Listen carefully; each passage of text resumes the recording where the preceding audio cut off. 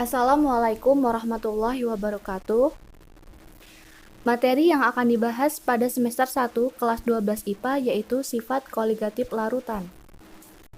Tahukah kalian apa itu sifat koligatif? Sifat koligatif adalah sifat larutan yang tidak bergantung pada jenis zat terlarut tetapi bergantung pada banyaknya partikel zat terlarut.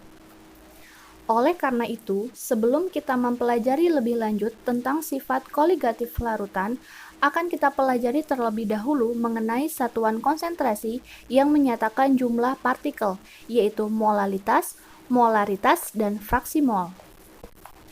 Molalitas. Molalitas merupakan salah satu satuan konsentrasi larutan. Molalitas menunjukkan jumlah mol zat terlarut solut dalam 1 kg atau 1000 gram pelarut solvent. Secara matematis, kemolalan dapat dirumuskan sebagai berikut. M sama dengan N per P atau M sama dengan gram per mR dikali 1000 per P. Dengan keterangan, M adalah kemolalan, G adalah massa zat terlarut dalam satuan gram, mR massa molekul relatif zat terlarut dengan satuan gram per mol, P adalah massa zat terlarut dalam satuan gram. Molalitas juga dapat digunakan ketika kondisi pelarut merupakan padatan pada suhu kamar dan hanya dapat diukur massanya, bukan volumenya, sehingga tidak mungkin dinyatakan dalam bentuk molaritas. Molaritas adalah besaran yang menyatakan jumlah mol zat terlarut dalam tiap satuan volume larutan. Rumus molaritas yang disimbolkan dengan M besar adalah gram per mR dikali 1000 per mililiter dengan keterangan M yaitu molaritas, G yaitu massa zat terlarut dalam satuan gram, mR yaitu massa molekul relatif zat terlarut dengan satuan gram per mol, volume yaitu massa zat larutan dalam satuan mililiter. Mol. Selain kemolalan, banyaknya partikel zat terlarut dan zat pelarut dalam suatu larutan dapat dinyatakan dengan fraksi mol. Fraksi mol pelarut atau disimbolkan dengan XP merupakan perbandingan jumlah mol zat pelarut dengan jumlah mol total larutan. Secara matematis, fraksi mol pelarut atau XP dirumuskan sebagai berikut. XP sama dengan NP per NP plus NT. Fraksi mol terlarut atau disimbolkan dengan XT merupakan perbandingan jumlah mol zat terlarut dengan jumlah mol total larutan. Secara matematis, fraksi mol terlarut dirumuskan sebagai berikut.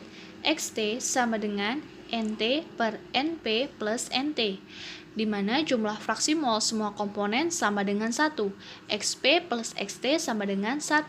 Keterangan XP yaitu fraksi mol zat pelarut, XT yaitu fraksi mol zat terlarut, NT yaitu jumlah mol zat pelarut, dan NP yaitu jumlah mol zat terlarut. Contoh 1. Sebanyak 30 gram urea dengan molekul relatif 60 gram per mol dilarutkan ke dalam 100 gram air. Hitunglah molalitas larutan. Langkah yang pertama, kita menuliskan diketahui, yaitu informasi apa saja yang kita dapatkan dari soal. Massa urea diketahui sebanyak 30 gram, molekul relatif urea yaitu 60 gram per mol, dan massa pelarut yang digunakan air sebanyak 100 gram yang bisa dikonvers dalam satuan kilogram menjadi 0,1 kilogram. Masih ingatkah rumus untuk mencari molalitas? Rumus untuk mencari molalitas yaitu M molalitas atau dengan satuannya M kecil sama dengan massa per molekul relatif dikali 1000 per P. P yaitu massa pelarutnya.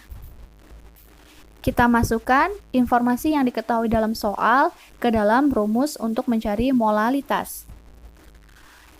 Molalitas sama dengan massa per mR dikali 1000 per P, yaitu massanya 30 gram dibagi molekul relatif 60 gram per mol dikali 1000 per P. P-nya yaitu sebanyak 100 gram. Bisa dilihat pada layar. Sehingga molalitas yang didapatkan yaitu sebanyak 5 mol per gram atau 5 M. Sampai di sini sudah pahamkah bagaimana cara untuk mencari molalitas larutan? Contoh 2. Contoh 2.